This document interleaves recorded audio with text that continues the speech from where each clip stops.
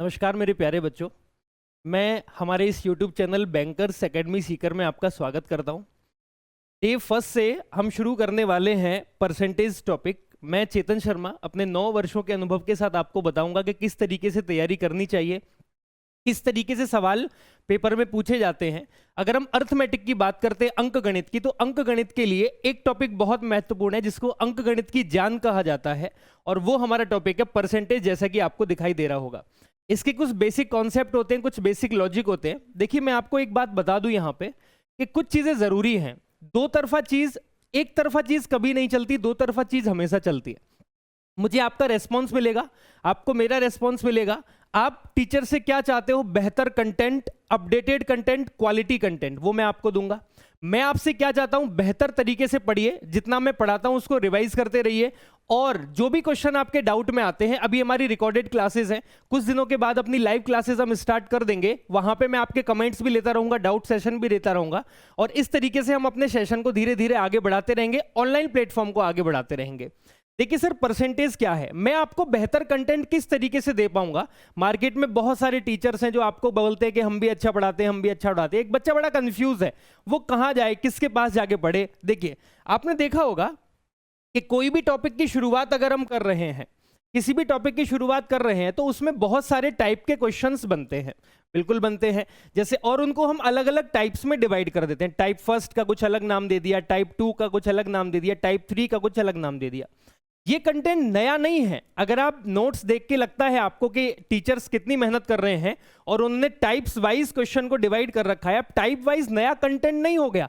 अब type wise के साथ साथ आप ये बताइए कि एक टाइप में कितने केस होते हैं, उसको हम मानेंगे कि वो नया कंटेंट है। जैसे देखिए, मैं आपको बताऊं, मैंने कहा आपसे कि परसेंटेज में टोटल कितने टाइप्स आते हैं। परसेंटेज में मैंने परसेंटेज को टोटल 12 टाइप्स में डिवाइड किया हुआ है, जिसमें बेसिक कॉन्सेप्ट है, परसेंटेज की बेसिक कैलकुलेशन है, वो सवाल जो कीमत खर्च पर पूछे जाते हैं, वो सवाल जो आय और खर्च पर पूछे जाते हैं, आय और खर्च पर पूछे जाते हैं, वो सवाल जो पॉपुलेशन, जनसंख्या पर आधारित होते हैं, वो सवाल जो कमीशन और टैक्स पर बेस्ड होते हैं, मार्क्स पर बेस्ड होते हैं, कैलकुलेशन पर बेस्ड होते हैं, भिन्नों पर आधारित प्रश्न, चुनाव पर आधारित प्रश्न, डाटा इग्नोर। बहुत सारे सवाल ऐसे होते हैं जिनमें पूरा सवाल न पढ़ते हुए हम सवाल का जवाब जल्दी निकाल लेते हैं, और कुछ मिसलेनियस क्वेश्चन। और मिसलेनियस क्वेश्चन में हम सर प्रीवियस ईयर के क्वेश्चन पढ़ रहे होंगे, चाहे वो किसी भी एग्जाम के हों।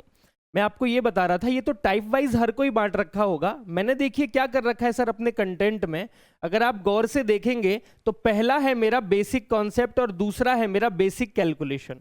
ठीक है, ये बेसिक कॉन्सेप्ट और बेसिक कैलकुलेशन में आपको केवल स्पीड बढ़ाने के लिए कराया जाएगा। अगर मैं तीसरे फोर्थ केस की बात करूं, प्राइस, एक्सपेंडिचर और कंजप्शन की, आपको देख रहा होगा कि टाइप 4 में हम आ गए हैं और वहां पे केस फर्स्ट देख रहे हैं। केस फर्स्ट क्यों? क्योंकि देखिए, टाइप 4 में 3-4 तरीके के सवाल बनते हैं। बच्चे को पता होना चाहिए कि जब पेपर में आय खर्च का मैं सवाल कर रहा हूंगा तो वो कितने टाइप के सवाल हमारे बन सकते हैं, तो अलग अलग उनके दिमाग में पहले ही फोल्डर बना हुआ रहेगा। पहला सवाल देखिए, चीनी का मूल्य 25% बढ़ जाता है। अगर यहीं से मैं आपको दिखाऊं, ये केस फर्स्ट हो गया। अब देखिए केस 2, टाइप 4 में केस 2 हम यहां पर पढ़ने वाले हैं, उसके बाद हम पढ़ेंगे केस 3, उसके बाद हम पढ़ेंगे केस 4। मतलब मैंने कंटेंट को ऐसा डेवलप किया है, ऐसा आप लोगों के सामने लेके आ रहा हूं कि टाइप वाइज तो हम पढ़ेंगे ही पढ़ेंगे, उसके साथ साथ हम एक टाइप को कितने केसेस में बांट सकते हैं वो भी पढ़ रहे होंगे। चलिए सर, समय ना खराब करते हुए मैं आज का सेशन शुरू करता हूं। आज हम थोड़ी सी बेसिक नॉलेज पढ़ेंगे परसेंटेज की, कि परसेंटेज क्या होता है, परसेंटेज में क्या जरूरी ऐसी चीजें हैं जो हमें पहले ही जान लेनी चाहिए। आइए शुरुआत करते हैं। सबसे पहले तो मैंने आपको बता दिया कि परसेंटेज को मैंने टोटल 12 टाइप्स में डिवाइड किया है, और कोई भी एक अकेला एग्जाम ऐसा नहीं बचता जिसमें 12 टाइप के अलावा और कोई सवाल पूछा जाता हो। टोटल 12 टाइप्स आते हैं। अगर कोई बोलता है नहीं 20 टाइप होते हैं, 30 टाइप होते हैं, तो बिल्कुल नहीं होते बच्चे, केवल 12 टाइप होते हैं। आगे बढ़ते हैं। कॉन्सेप्ट नंबर फर्स्ट, सबसे पहले परसेंटेज क्या है और परसेंटेज को शुरुआत किस तरीके से इसकी की जाए वो देखिए सर। जैसे मान लीजिए मैंने कहा कि कोई नंबर हमारे पास फ्रैक्शन में लिखा हुआ है, किसी नंबर की भिन्न हमारे पास है, और मुझे किसी भी एक नंबर को परसेंटेज में चेंज करना है। तो बेसिक कॉन्सेप्ट आप जानते हैं कि सर किसी भी नंबर को परसेंटेज में अगर चेंज करना है तो उस नंबर को आप 100 से मल्टीप्लाई कर दीजिए, वो नंबर अपने आप परसेंटेज में कैलकुलेशन के बाद चेंज हो जाएगा। जैसे मैं कहूं बताइए 2/5, 2/5 कितने परसेंट होता है? तो आप कहोगे 2/5 को 100 से मल्टीप्लाई कर देंगे और 5 से जब सिंप्लीफाई करेंगे तो 20 आ जाएगा, और कितने परसेंट हो जाएगा सर? 40% हो जाएगा। फॉर एग्जाम्पल मैंने आपसे कहा बताइए 1/3 हाउ मच परसेंटेज, तो आप कहोगे 1/3 को अगर मैं 100 से मल्टीप्लाई कर दूं तो 1/3 मेरे पास कितना होगा? 33, 1/3%, और इसी को हम क्या लिख सकते हैं? 33.33%। दोनों एक ही बात है, एक फ्रैक्शन में लिखा गया है और एक डेसिमल दशमलव वैल्यू में लिखा हुआ है। तो किसी भी एक नंबर को अगर परसेंटेज में मल्टीप्लाई करते हो, 100 से मल्टीप्लाई करते हो, तो वो परसेंटेज में चेंज हो जाएगा। अगर मैं इसका वाइसे वर्सा कर दूं, कैसे? जैसे देखिए, मान लीजिए मैंने लिखा कि कोई नंबर आपका पहले से ही परसेंटेज में लिखा हुआ है और उस नंबर से परसेंटेज को ब्रेक करना है, तो आप क्या करोगे? For example 20%। अब आपको पता है कि 20 तो परसेंट में ना, मुझे परसेंटेज हटाना है। अगर आपको परसेंटेज हटाना है तो आप क्या करते हो? 100 से डिवाइड कर देते हो, वहां मल्टीप्लाई और यहां पे डिवाइड। तो जब डिवाइड करोगे तो कितना आ जाएगा? 1/5 आ जाएगा। फॉर एग्जाम्पल आपने अभी किया था एक, जैसे मान लीजिए 40% में करता हूं, तो 40% कितना हो जाएगा? आप कहोगे 40% होगा 40/100। जब मैं 20 से इसको सिंप्लीफाई करूंगा सर, 2 बार सिंप्लीफाई होगा, 20 से करूंगा 5 बार सिंप्लीफाई होगा, 40% की वैल्यू किसके इक्वल हो जाएगी? 2/5 के। ऐसा नहीं है कि दोनों वैल्यू अलग अलग हैं, दोनों वैल्यू अलग नहीं है सर, दोनों वैल्यू बिल्कुल सेम है। एक को आप फ्रैक्शन में बोल रहे हो और एक को आप परसेंटेज में बोल रहे हो। फॉर एग्जाम्पल आपके पास 5 रुपए हैं, अगर आपने 2 रुपए खर्च कर दिए तो आपने कितना खर्च कर दिया? 5 में से 2 रुपए खर्च कर दिए, तो आप कहोगे मैंने 40% खर्च कर दिया। अगर आपके पास 5 रुपए थे, आपने किसी को 1 रुपया दे दिया, आपने किसी को कितना पैसा दे दिया? आपने 20% पैसा आपने किसी को दे दिया। दोनों चीजें इक्वल होती हैं, दोनों एक दूसरे को रिलेट करके आपको बताती है कि 5 रुपए में से 1 रुपया अगर खर्च हो गया तो आपने किसी को 20 रुपए दे दिए होंगे या 20% खर्च कर दिया होगा। चलिए सर, दूसरा कॉन्सेप्ट यहां पे आता है हमारा, कॉन्सेप्ट नंबर 2, वो होता है ईच नंबर इज 100%। प्रत्येक संख्या अपने आप में 100% होती है। इसको जानने के लिए कैसे? कोई भी नंबर परसेंटेज में छोटा बड़ा नहीं होता। तो अपने आप में उतनी वैल्यू रखता है जितना 50 रखता है, 50 अपने आप में उतनी वैल्यू रखता है जितना 100 रखता है, 100 भी अपने आप में उतनी ही वैल्यू रखता है जितना 200 रखता है। मेरा मतलब ये है, परसेंटेज में कोई भी नंबर छोटा और कोई भी नंबर बड़ा नहीं होता, सारे नंबर अपने आप में इक्वली होते हैं। फॉर एग्जाम्पल देखिए सर, थोड़ा सा समझना, जैसे मान लो मैंने कहा एक चाय का कप है, जैसे दुकान पे मिलता है चाय का कप चाय पीने के लिए, और मैंने मान लिया इस चाय के कप की जो कैपेसिटी है वो 250 ml है।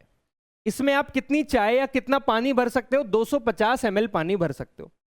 अगर मैं इस पूरे की पूरे कप को चाय या पानी से भर दूं, पूरा भर दूं ऊपर तक, तो आप कहोगे सर ये पूरा कप कितने परसेंट भर चुका है? 100% भर चुका है। चलिए, मैंने क्या किया, एक पानी की बोतल ली और इस पानी की बोतल को, और ये पानी की बोतल की कैपेसिटी कितनी थी? 1 लीटर की। ये 1 लीटर पानी अपने अंदर रख सकती है। अगर मैं 1 लीटर इसको पूरा भर दूं तो आप कहोगे अगर बोतल फुल हो चुकी है तो ये बोतल भी अपने आप में कितने परसेंट भर चुकी है? 100% भर चुकी है।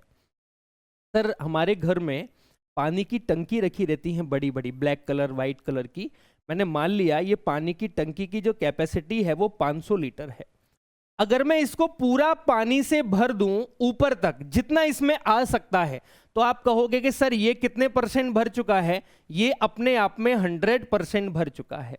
तो मैंने क्या कहा था, हर नंबर अपने आप में 100% होता है। कैसे? जैसे आप कहोगे सर 250 ml जब पूरा भर गया तो ये भी कितने परसेंट हो गया? 100% हो गया।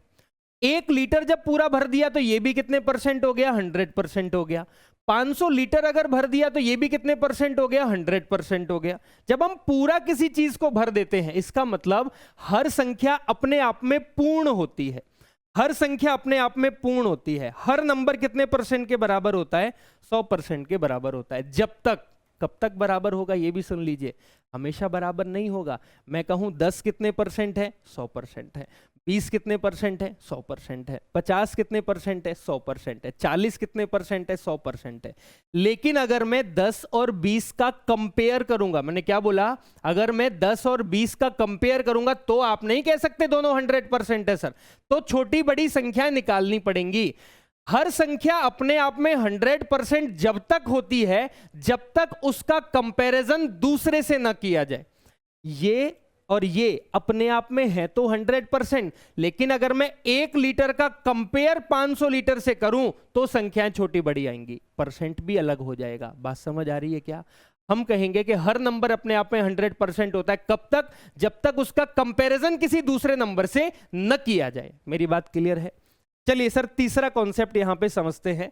तीसरा कॉन्सेप्ट होता है परसेंटेज को सॉल्व करने के लिए मैक्सिमम और मिनिमम, जिसको हम इंक्रीज और डिक्रीज मेथड कहते हैं, कि किसी नंबर को इतने परसेंट बढ़ा दिया या किसी नंबर को इतने परसेंट कम कर दिया। समझिए एक बार जैसे मान लीजिए मैंने कहा एक ए है और एक बी है,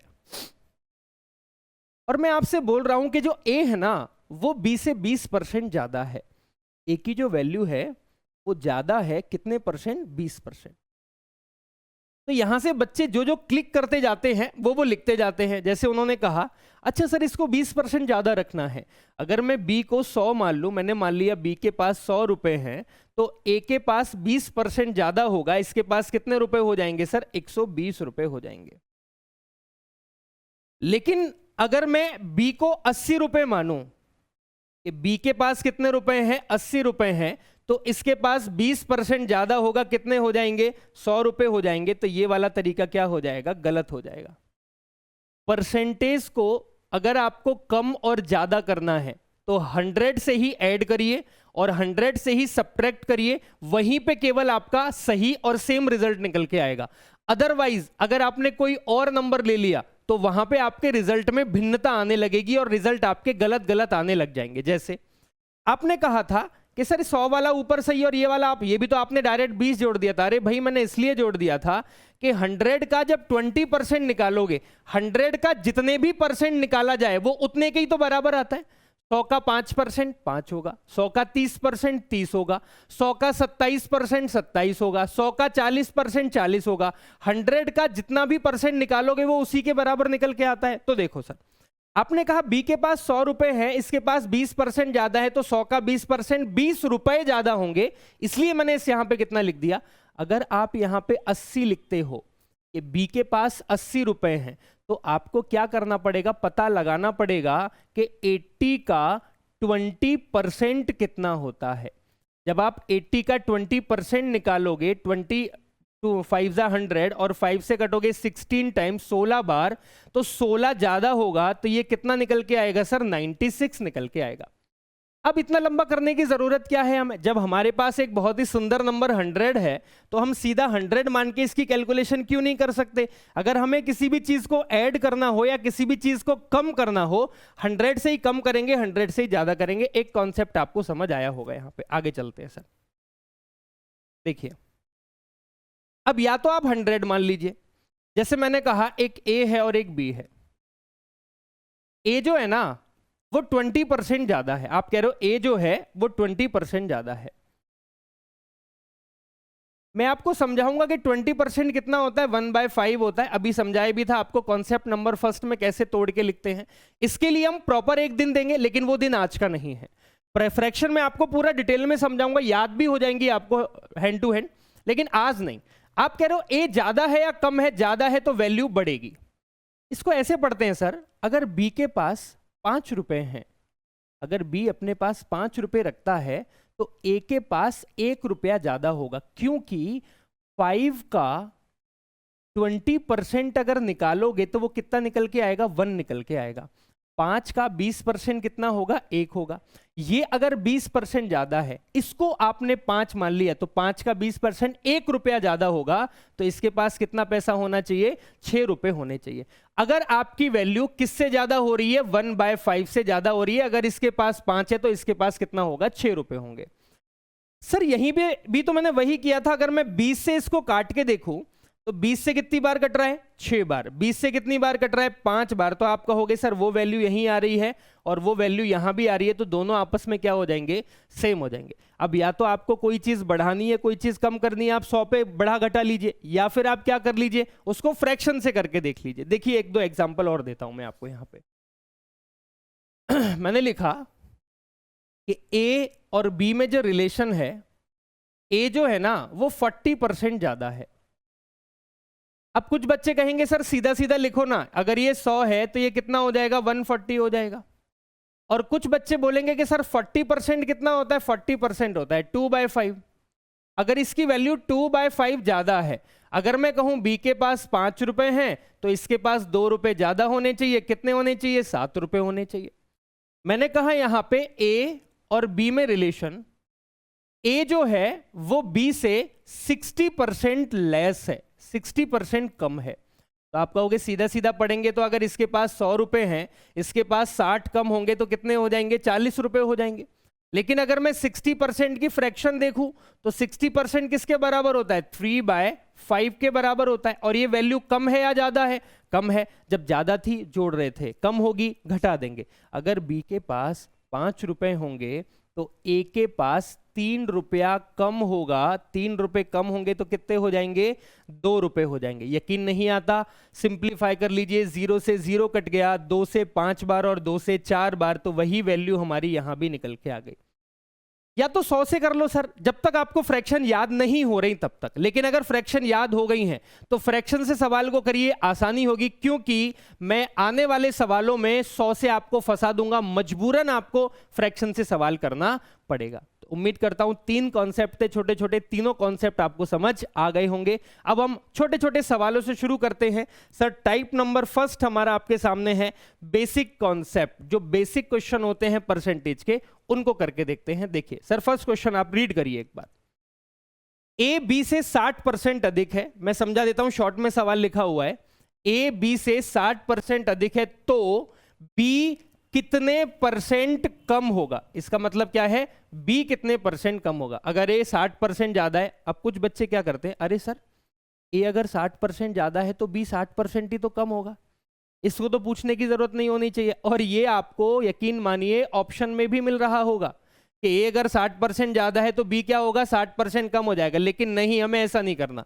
डिटेल समझो एक बार। आप बोल रहे सर एक ए है और एक बी है, value of A is 60% more than B, 60% ज्यादा है। तो आप कहोगे 60% ज्यादा है तो 60% ज्यादा कर देता हूं। अगर बी के पास 100 रुपए हैं तो ए के पास कितना होगा? 160 रुपए होंगे। अरे हाँ या ना? समझते हो कि नहीं समझते? बिल्कुल समझते हैं सर। अब आगे देखिए, आप कह रहे हो सर बी के पास कितना कम है? अरे भाई बी के पास 60 रुपए कम होंगे ना। बी के पास 60 रुपए किससे कम है? यही फंसती है गाड़ी, यही तो हम नहीं समझ पाते। पहले ए को जब ज्यादा दे रखा था तो बी की तुलना में ज्यादा दे रखा था। अब वो अगर ये पूछ रहा है बी के पास कितना कम है तो बेटा ए की तुलना में पूछ रहा होगा कितना कम है, कि भाई ए की तुलना में कितना कम है। तो आप कहोगे ए के पास अगर 160 रुपए हैं तो बी के पास 60 रुपए कम होंगे, तभी तो कितने रुपए होंगे? 100 रुपए होंगे। मल्टीप्लाइड बाय 100, मैंने बताया परसेंटेज निकालने के लिए 100 से मल्टीप्लाई। सर 20 से मैंने काट लिया 3 बार और 20 से मैंने काट लिया 8 बार। इसको जब आप सॉल्व करोगे तो एक तरीका तो हो गया कि 300/8 को आप सॉल्व करने लगो। एक तरीका ये हो गया कि मैंने आपको कहा कि एक दिन मैं जरूर दूंगा, अगला या उससे अगला दिन, जिसमें अपन फ्रैक्शन डिस्कस कर रहे होंगे कि 3/8 को डायरेक्ट कितना लिखते हैं। जैसे 1/8 12.5% होता है, तो 3/8 को जब सॉल्व करोगे तो आएगा 37 1/2%। अभी आप इतना ध्यान रखिए बस केवल और केवल कि 300 को 8 से भाग दिया जाएगा तो कितना निकल के आएगा? 37 1/2%। अगर ए 60% ज्यादा है तो जो बी होगा वो कितने परसेंट कम होगा? 37.5%। 60% कम नहीं होगा। अब आपने इसको 100 से किया डिटेल में, और ऐसा नहीं है कि 100 से करने में बहुत टाइम लगेगा, मैं समझा रहा हूं इसलिए समय लग रहा है, बाकी ज्यादा से ज्यादा 5 से 6 सेकंड लगेंगे बच्चे को सवाल करने में। लेकिन जब आपको पता था कि ये 60% ज्यादा है तो 60% की जो वैल्यू होती है वो हमारी सीधी सीधी कितनी हो जाती है? 3/5 ज्यादा होगा। अरे 3/5 ज्यादा होगा कि नहीं होगा? बिल्कुल होगा सर, 3/5 ज्यादा। और अगर 3/5 ज्यादा है तो आप लिखोगे कि अगर बी के पास 5 रुपए हैं तो इसके पास 3 रुपए ज्यादा है, कितना पैसा हो जाएगा? 8 रुपए हो जाएंगे ए और बी के पास। अब बी के पास कितना पैसा कम हो गया? बी के पास 3 रुपए कम हो गए। बी के पास 3 रुपए कम तो है, लेकिन किससे कम है? अब तुलना ए से की जा रही है, 8 से कम है, मल्टीप्लाई बाय 100। सर घूम फिर के बात तो वही आ गई ना, 3/8 गुणा में 100, 300/8। यहां से भी आपका आंसर कितना निकल के आ जाएगा? 37 1/2%। लेकिन मैंने आपसे क्या कहा था, ऐसा हर बार नहीं होगा कि आप 100 से सवाल कर पाएंगे। कई बार ऐसा हो सकता है कि पेपर वाला 100 से करने के लिए आपको फंसा दे और फ्रैक्शन से करने के लिए मजबूर कर दे। जैसे अगला सवाल आपकी स्क्रीन पर है, एक बार इसको देखिए। अब आप कहोगे सर कह तो सही रहे थे आपके, ए जो है वो 44 सही 4/9% अधिक है, 44 4/9% ज्यादा है। बिल्कुल सही कह रहा था मैं। अब देखो, अगर आप कहोगे कि ए और बी के पुराने तरीके से कर रहे हो आप अपने सवाल को, ए और बी, ए की वैल्यू ज्यादा है, ठीक है सर मैंने ज्यादा रख दी, 44 4/9% वैल्यू क्या है? ज्यादा है। अगर इसके पास 100 रुपए हैं तो इसके पास 144 4/9 होगा। इसके पास कितने कम होंगे? इसके पास 44 4/9 कम होंगे। किससे कम होंगे? 144 4/9 से इंटू 100। या तो आप इसको सॉल्व करके आंसर निकाल लो अगर आपकी कैलकुलेशन बहुत तगड़ी है तो। अब यहां पे हम पेपर में अपनी कैलकुलेशन चेक करने थोड़ी गए कि हमारी कैलकुलेशन अच्छी है कि गलत है। नहीं सर, हमें इस तरीके से सवाल को सॉल्व नहीं करना था। हम सीधा करते कि अगर हमें याद हो जाए कि 44 4/9% कितना होता है? 44 4/9% होता है 4/9। और ये वैल्यू ज्यादा है या कम है? सर ए की वैल्यू बी से इतनी ज्यादा है। तो अगर मैं एक को ए मान लूं और एक को बी मान लूं तो आप इसको कैसे पढ़ोगे? ऐसे पढ़ोगे, अगर बी के पास 9 रुपए हैं तो ए के पास 4 रुपया ज्यादा होगा। 9 से 4 रुपए ज्यादा तो ए के पास कितना होना चाहिए? 13 रुपए होने चाहिए। अरे भाई बी के पास कितना कम है? बी के पास 4 रुपए कम है ना, 4 रुपए कम है। किसके पास? बी के पास। लेकिन किससे कम है? ए से कंपैरिजन करना है तो नीचे किसको रखोगे? ए को रखोगे मल्टीप्लाइड बाय 100। तो आपकी जो वैल्यू निकल के आ गई वो आ गई 400/13। सर इसको जब सिंप्लीफाई करोगे 13 3 39, 30 बार पूरा पूरा चला गया, आपका रिमाइंडर कितना बच गया? 10/13। तो आपका आंसर आ गया 30:10/13% कम होगा। आई बात समझ में? अगर इसको 100 से करते कर पाते? अरे यार कैसी कैलकुलेशन है। पहले तो आप इसको ही सॉल्व करो, मल्टीप्लिकेशन करो, फिर एडिशन करो, फिर इन दोनों को मल्टीप्लाई करो, इसको जोड़ो। कितना टाइम लगेगा सवाल को करने में? नहीं करना हमें ऐसे सर। हम तो 44 4/9 याद कर लेंगे, इसको इतना होता है, और तुरंत अपना आंसर निकाल के रख देंगे। आई मेरी बात समझ में? आगे चलते हैं। सर वो कह रहा है ए बी से 116 से ही 2/3% अधिक है तो बी कितने परसेंट कम होगा? ए बी से इतना ज्यादा है तो बी कितने परसेंट ज्यादा नहीं होगा, बी कितने परसेंट कम होगा? अरे भाई ए अगर ज्यादा है तो बी कम ही होगा ना। चलिए अब आप एक बात बताओ, अब इसको समझो पहले, 116 से ही 2/3। पहले यहां थोड़ा सा समय खराब करते हैं। मैं आपसे कहूं कि मुझे बताइए 1 कितने परसेंट होता है?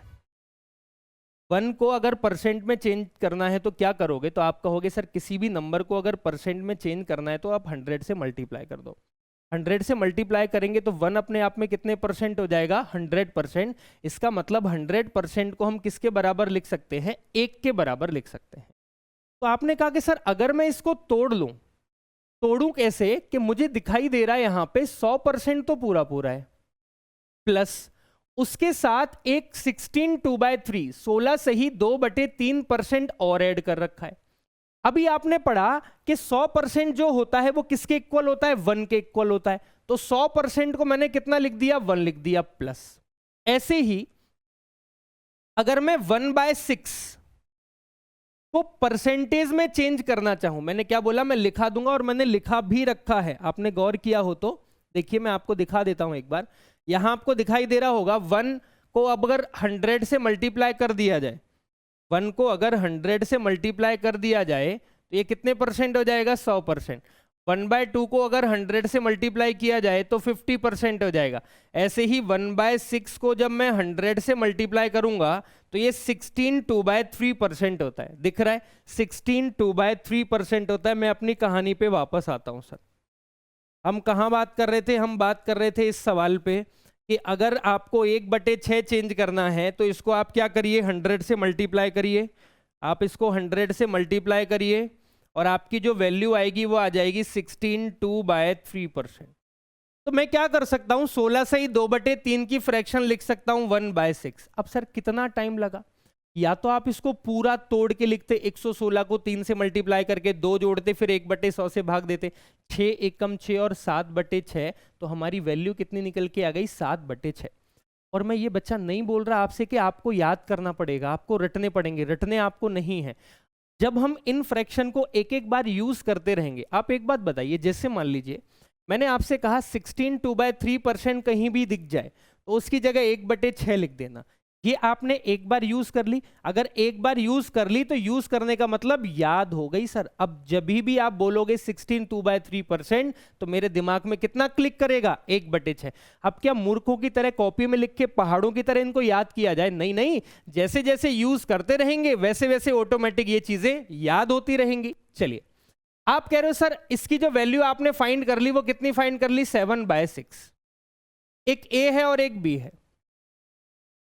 ए क्या है साहब? ज्यादा है। किससे? बी से। कितना ज्यादा है? 7/6 ज्यादा है। मतलब इसके पास 6 रुपया है, इसके पास 7 रुपया नहीं होगा, इसके पास 7 रुपए ज्यादा होंगे। 6 से 7 रुपए ज्यादा होंगे तो कितने होंगे? 13 रुपए हो जाएंगे। यार बी के पास कितना कम है? बी के पास 7 रुपए कम है। किससे? 13 से 7 कम है, तभी तो इसके पास 6 होंगे। Multiplied by 100। आराम से कैलकुलेशन कर लेते हैं इसकी। 700 डिवाइडेड बाय 13। देखिए सर, 13 से जब आप काटोगे 13 5 65, कितना बच जाएगा? 5 बच जाएगा। 13 3 39, कितना बच जाएगा? 11/13%। यहां भी कैलकुलेशन में कोई बहुत खास टाइम तो आपको नहीं लग रहा होगा। मैक्सिमम 5 सेकंड लगेंगी, सवाल का उत्तर निकल के आ जाएगा। क्यों आ जाएगा 5 सेकंड में? क्योंकि ये चीजें तो आपको याद हो गई ना। अभी तो मैंने आपको सॉल्व कराया था कि जहां भी आपको 100% दिखे 1 लिखना है, 16 2/3% दिखे 1/6 लिखना है। 7/6 लिखा, आपका आंसर निकल के आ गया। अब आपको गुणा भाग में थोड़ा सा अच्छा होना पड़ेगा, और नहीं हो अगर अच्छे तो सिंप्लीफिकेशन की जब मैं सीरीज लेके आऊंगा तो उस सीरीज को बड़े गौर से देखिएगा। और अपन रेगुलर चलाएंगे परसेंट और सिंप्लीफिकेशन, जहां से आपका परसेंटेज भी बेहतर होता रहेगा और सिंप्लीफिकेशन भी बेहतर होता रहेगा। मेरी बात समझ आती है क्या? एक बार आप वापस से देखिए हम कौन से कॉन्सेप्ट पे पहुंच गए। बेसिक कैलकुलेशन पे हम पहुंच चुके हैं सर।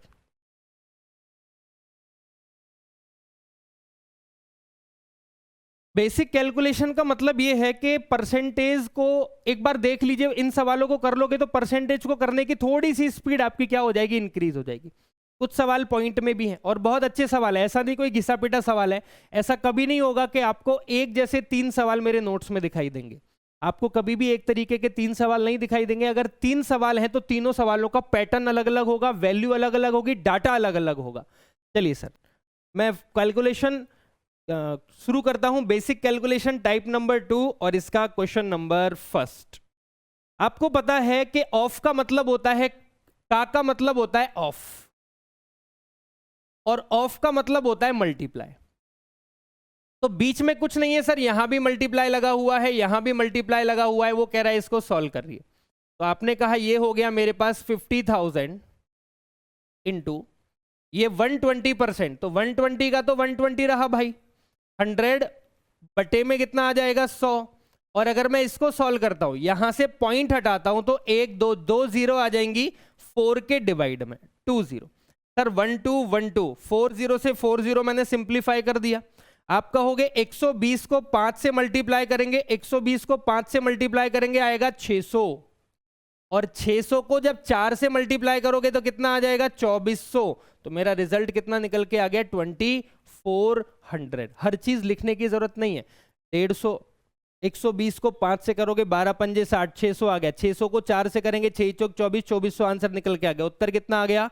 2400। नेक्स्ट, ये बहुत बहुत छोटा सवाल है लेकिन बड़ा लॉजिकल सवाल है। अक्सर इसको बच्चे गलत करके आते हैं। ऑफलाइन क्लासेस में जब जब मैंने ये सवाल कराया तब तब इसका उत्तर हर बच्चे का गलत निकल के आया। देखिए, सबसे पहले तो वो बोल रहा है 1% का आधा करो। ये आधे का मतलब समझो, और उसको भी किस में लिखना है, डेसिमल में लिखना है, दशमलव में लिखना है आपको। देखो सर मैंने कहा एक नंबर है 4, इसका आधा कर दो। बच्चों के दिमाग में आधा हमेशा आता है कि आधे से मल्टीप्लाई कर देंगे तो इसका आधा कितना हो जाएगा, 2 हो जाएगा। लेकिन सोचिए, आप ऐसा क्यों नहीं सोच रहे हो, किसी नंबर का अगर आधा करना है तो उसको 0.5 से भी तो मल्टीप्लाई कर सकता हूं मैं। किसी नंबर का आधा करना है 0.5 से भी तो मल्टीप्लाई कर सकता हूं। 0.5 से जब मल्टीप्लाई करूंगा तो कितना आ जाएगा, तब भी तो आंसर मेरा 2 ही निकल के आएगा। अब वो कह रहा है 1% का हाफ कर दीजिए। 1% की वैल्यू होती है 1/100, और इसका अगर आधा करना है तो आधे के लिए मैंने क्या किया, 0.5 से मल्टीप्लाई कर दिया।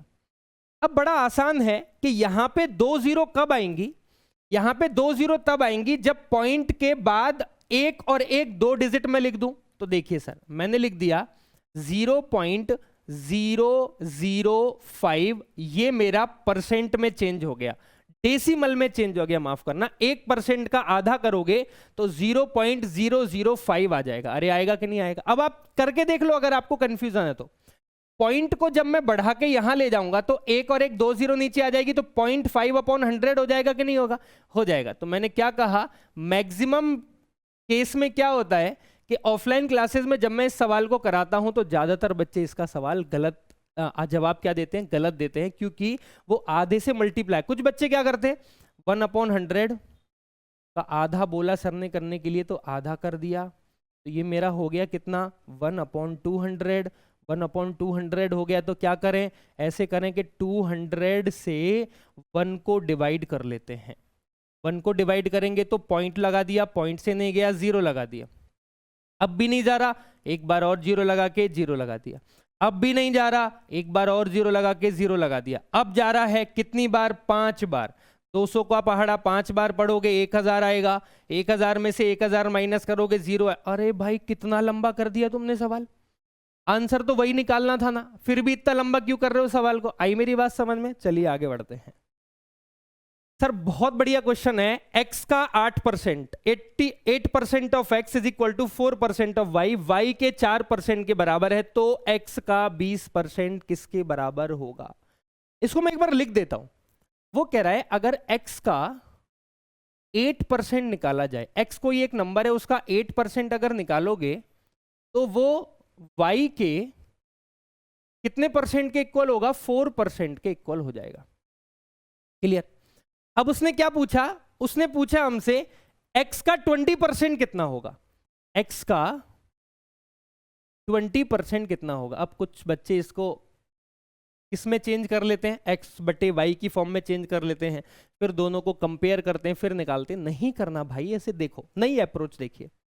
x का 8% y के 4% के तो बराबर दे ही रखा है। अब मुझे x का कितने परसेंट निकालना है, 20% निकालना है।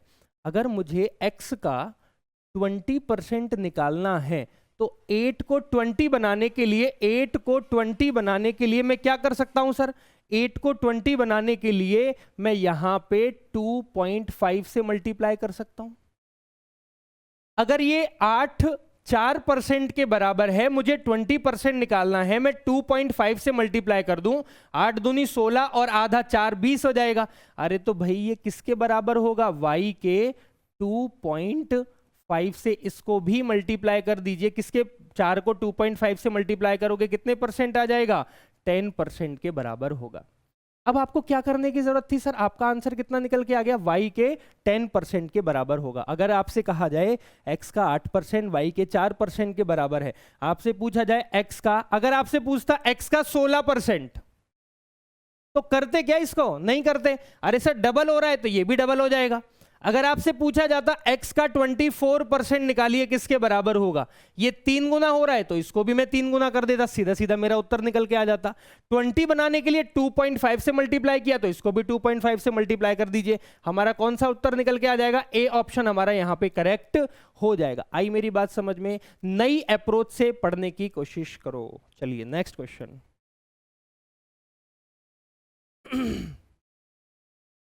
P percent of P, sir इसका मतलब होता है of P percent of P multiply होता है, इसका मतलब 36 के बराबर है तो P कितना। बड़ा आसान क्वेश्चन है सर। वो कह रहा है अगर P एक नंबर है और इस नंबर का P परसेंट निकाला जाए P अपॉन 100, तो वो जो नंबर है वो हमारा किसके इक्वल होता है, 36 के इक्वल हो जाता है। तो आप कहोगे अगर मैं कहूँ P स्क्वायर की जो वैल्यू है वो 3600 के इक्वल हो जाएगी, और स्क्वायर जब उधर जाएगा तो आप कहोगे ये कितना बना लेगा, यहाँ रूट बना लेगा 3600, और 3600 में किस किस से मल्टीप्लाई करके 3600 बनता है, 60 और 60 से, तो एक वैल्यू बाहर आ जाएगी 60, तो आपका जो आंसर होगा वो प्यारे बच्चों कितना हो जाएगा, 60 हो जाएगा।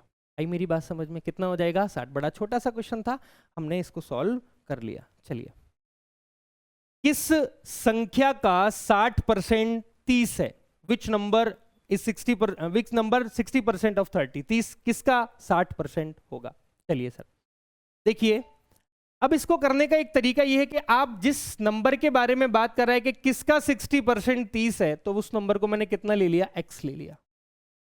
वो कह रहा है कोई नंबर होगा जो x होगा, अगर किसी नंबर का मैं 60% निकालता हूं, किसी नंबर का अगर मैं 60% निकालता हूं तो वो किसके बराबर होना चाहिए, 30 के बराबर होना चाहिए। बताइए वो नंबर क्या होगा। तो आप कहोगे 30 से जब सिंप्लीफाई करेंगे 2 बार कट जाएगा, 2 से जब सिंप्लीफाई करेंगे 50 बार कट जाएगा, 50 इधर चला जाएगा, तो आप कहोगे x की जो वैल्यू आ गई वो कितनी आ गई, 50। एक 50 वो नंबर है जिसका 60% निकालोगे तो किसके बराबर आएगा, 30 के बराबर आएगा। लेकिन अगर मैं इसको डायरेक्ट करने की कोशिश करूं, एक नंबर कोई भी हो उसका अगर 60% 30 के बराबर है, तो उस नंबर का 2% 1 के बराबर होगा। 30 से मैंने एक बार काट लिया, 30 से मैंने 2 बार काट लिया, लिख देता हूं कि 2% की जो वैल्यू होगी वो किसके बराबर होगी सर, 1 के इक्वल हो जाएगी। अब जो भी नंबर होगा होगा अपने आप में 100%, क्योंकि यहां हम कंपेयर नहीं कर ले, पर्टिकुलर एक नंबर की बात कर रहे हैं। अगर एक नंबर की बात करें तो वो नंबर अपने आप में कितने परसेंट होगा, 100% होगा। अगर 2% की वैल्यू 1 है तो 100% की वैल्यू कितनी होगी, तो आप कहोगे 100 बनाने के लिए इसको किससे मल्टीप्लाई कर दो, 50 से, तो ये भी किससे मल्टीप्लाई हो जाएगा, 50 से मल्टीप्लाई हो जाएगा। हमारा आंसर कितना निकल के आ जाएगा सर, यहाँ 50 निकल के आ जाएगा। आई मेरी बात समझ में। चलिए सर नेक्स्ट क्वेश्चन। किसी संख्या का 44% 275 है, तो उस संख्या का 64% क्या होगा, ये आपसे सवाल पूछ रहा है। देखो गलती कैसे करते हैं हम, गलती नहीं मतलब सवाल को लेंदी कैसे बनाते हैं। वो कह रहा है किसी संख्या, तो आपने मान लिया वो संख्या x है, अगर इस नंबर का 44% निकाला जाए तो वो किसके इक्वल आता है सर, 275 के इक्वल आता है।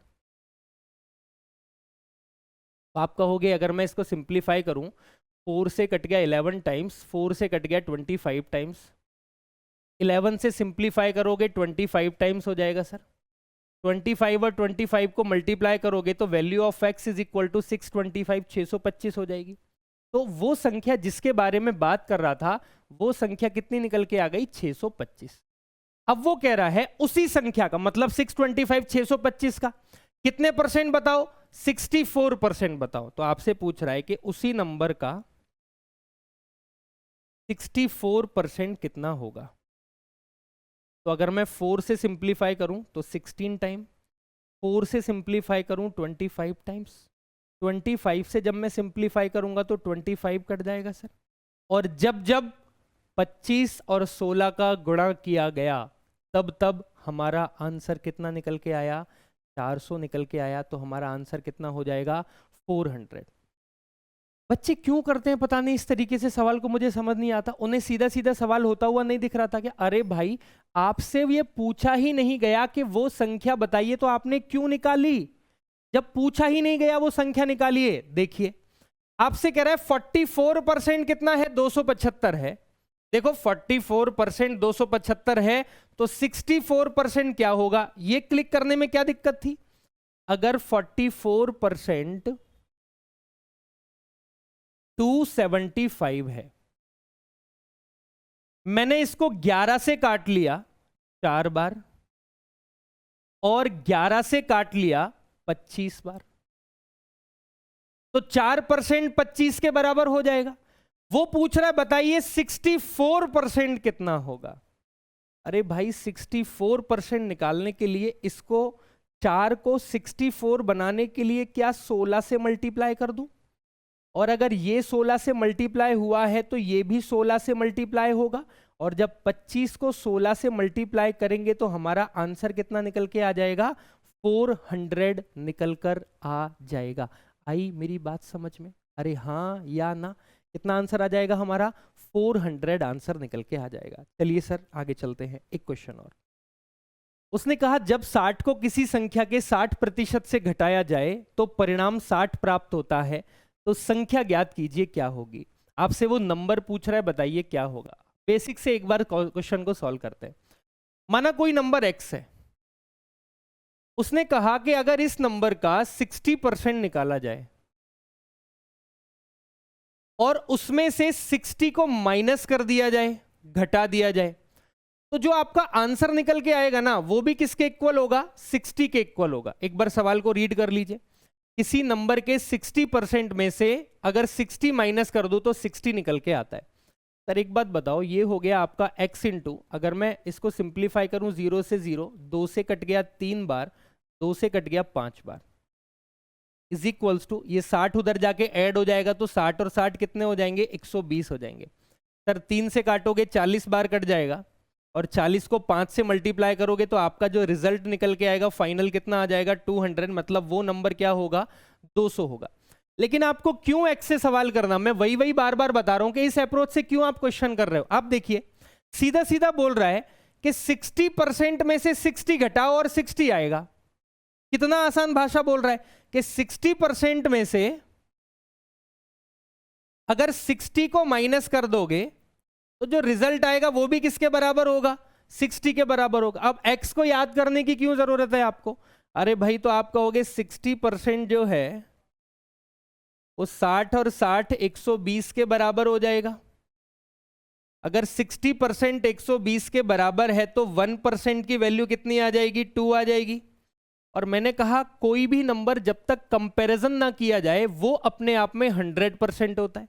1%, किसी नंबर का 1% अगर 2 है, वो जो नंबर होगा तो अपने आप में 100% ना, तो 100% किसके बराबर हो जाएगा सर, 200 के बराबर। यहां भी आपका रिजल्ट कितना आया, 200, यहां भी आपका रिजल्ट कितना आया, 200। बस एक ही तो खासियत होती है मैथमेटिक्स में, तरीके सवाल में 10 लगाइए लेकिन 10 तरीकों से आंसर आपका क्या निकल के आएगा, सेम निकल के आएगा। एक सवाल पढ़ते हैं सर आज की क्लास का, आखिरी सवाल हमारा, कि किस संख्या के 85% में 75 जोड़ दिया जाए तो स्वयं वही संख्या प्राप्त होती है। पहले बेसिक से जैसे स्टूडेंट करके आते, मैंने मान लिया कोई नंबर x है, वो कह रहा है अगर किसी नंबर का 85% निकाला जाए, तो लो मैं इस नंबर का कितना निकाल लेता हूं, 85%,